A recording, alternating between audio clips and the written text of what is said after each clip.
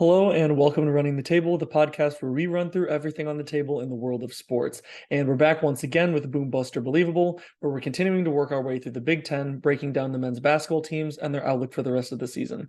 Coming in at preseason number 11, we're looking at the Penn State Nittany Lions.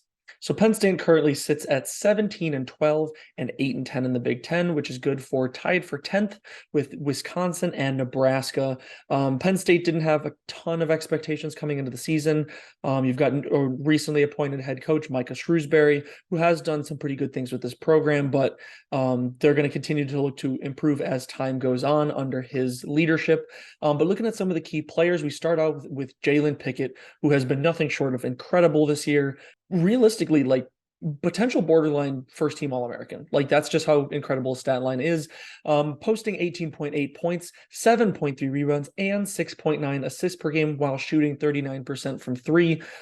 He is the heart and soul of that offense. He's an incredibly difficult physical guard. He's so hard to guard for pretty much every team because how do you match up against a guy like him? After him is another guard with Seth Lundy at 14.6 points, 6.1 rebounds per game, and he shoots 44.4% from three. Andrew Funk is another guy who's been big for them, shooting 12.1 points and 2.6 rebounds per game, also shooting 41.2% from three. You're starting to see a little bit of a pattern here.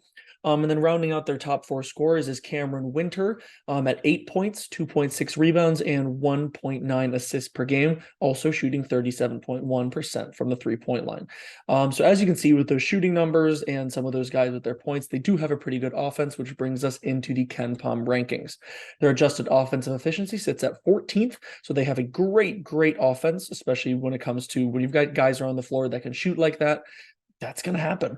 But their defense is pretty lackluster at 137th in the country, which brings them to an adjusted efficiency margin of 49th. Their adjusted tempo is at 317th, so they're definitely not a speed you up team or trying to get out on the break a whole lot. They know what they do well, and they will take their time to get to the guys that they need to try to create plays. And their strength of schedule sits at 38th, which is on par for most of the Big Ten teams. Nothing quite special there. But with their key wins and losses, early on in the season, they did have a good win. And at the time, number 17 in the country, Illinois, 74-59 on December 10th.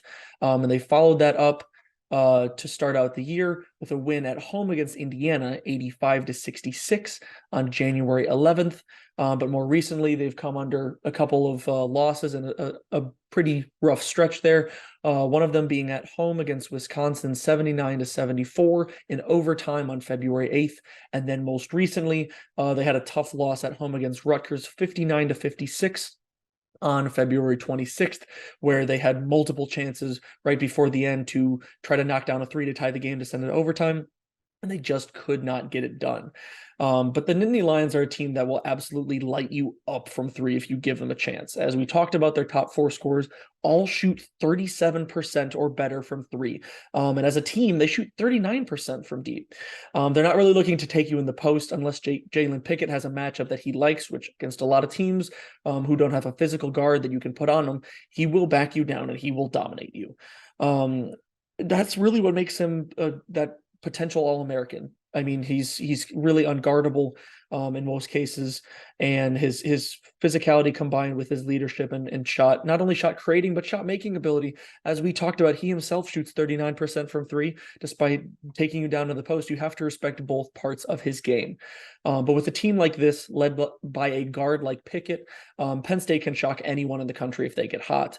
The big question is whether or not they can guard. Most of their losses this year have come in the second half of Big Ten play and have been because they haven't really been able to consistently defend at a high level. In a league like the Big Ten, you're going to come across teams who can really score the ball, and you can't rely on outshooting everybody game in and game out. So that's something Penn State really needs to work on if they want to try to make a run in March. And speaking of March, Joe Lunardi currently has them as his first team out which means that they're right on the border of finding themselves with a spot in the NCAA tournament. But that was before today's home loss against Rutgers, and that sort of collapse really definitely hurts their chances. But they do still have a couple of chances to end their season and make their way into the NCAA tournament by traveling to Evanston to take on Northwestern on Wednesday, and with Maryland coming into town on Sunday before the Big Ten tournament. But that's all we've got for today. We're counting down the last of the Big Ten breakdowns. And after these, we'll have conference breakdowns similar to how we did last year before the conference tournaments start. But here on the channel, we have so much content that we've been cranking out lately. It's kind of crazy, but we're excited to stick with it as the madness begins. So stay tuned for everything we've got coming for March Madness and beyond. But if you want more from us, check out our other videos, like and subscribe. And until next time, peace. Strong sniff.